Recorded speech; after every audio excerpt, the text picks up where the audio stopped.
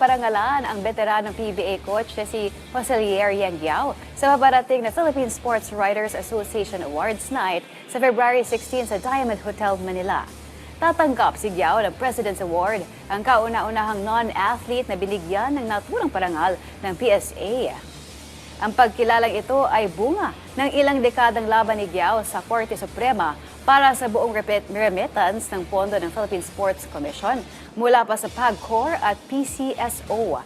Kasama ang Pro Bono Council na si Attorney June Guzman, hinarap ni Guiao ang isang mahaba at mahirap na legal na laban na tumagal ng 10 taon.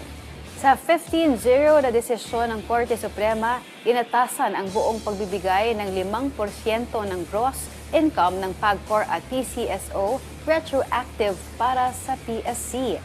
Magbibigay ito ng bilyong pisong pondo para sa National Sports Development Program. Matatandaang sinimula ni Guiao ang naturang laban noong 2016 bilang kinatawa ng unang distrito ng Pampanga sa Kongreso.